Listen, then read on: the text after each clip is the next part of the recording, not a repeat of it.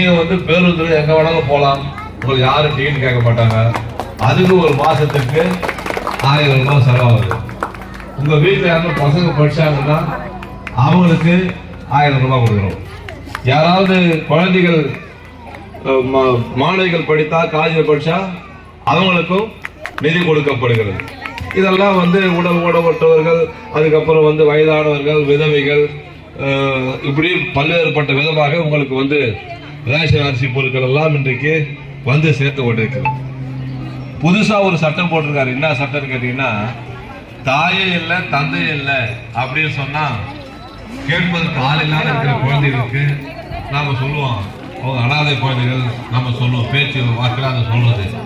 ஆனால் அது போல எந்த குழந்தைகள் இருந்தாலும் அவர்களுக்கு மாதம் 2000 ரூபாய் கொடுக்குற அரசு திராவிட முன்னேற்ற கழக அரசு.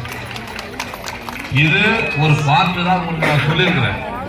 இது போல நாங்கள் லேப்டாப் கொடுக்கறது, சைக்கிள் கொடுக்கறது, இதெல்லாம் மற்ற அந்த கணக்கெல்லாம் கொண்டாடல. இது இப்பொழுது உங்கள் வசதிக்கு வந்து கொண்டிருக்கிறது. இது நாங்கள் கொடுத்து கொண்டிருக்கிறோம். இது மக்களுடைய வரி பணத்தை சேமித்து உங்களுக்கு கொடுக்கப்படுகிற திட்டங்கள். இந்த திட்டங்கள் இல்லாமல் இன்னும் கூடுதலான திட்டங்கள் கொடுப்பதற்கு கூட எங்களுடைய அரசு திட்டங்கள் வைத்திருக்கிறது.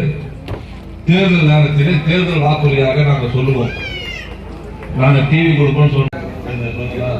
அவர் இன்னும் குறைய பட்டால் கேட்டுக்கிறேன், 2-3 நாள் அந்த வேலையை நான் பார்த்தாகணும். ஏன்னா வெக பார்க்க ஊருடைய விட மாட்டேன்.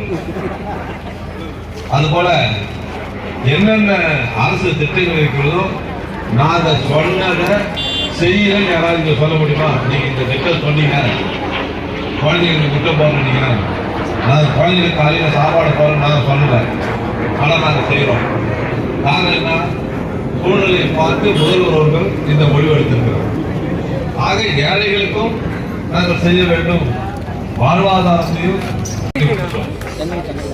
தலைவர் பஸ் சென்டர்ஸ் கேட்கிறாரு, சத்தியாக நாங்கள் செய்து கொடுத்திருக்கிறோம். இப்ப இன்னொரு பிரச்சனை என்ன கேட்டீங்கன்னா, எங்களுக்கு தான் இன்னும் 2 மாசத்துல பதவி முடிய போகுது.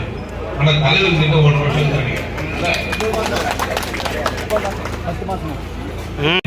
அதுக்கு என்ன காரணம்னா, இருந்திருக்கிற நீங்கள் தொடர்ந்து கொடுக்கிற ஆதரவு, நீங்கள் தொடர்ந்து கொடுக்கிற அன்பை வைத்துக் கொண்டுதான் நாங்கள் இந்த பணியெல்லாம் படிப்படியாக செய்து கொண்டிருக்கிறோம்.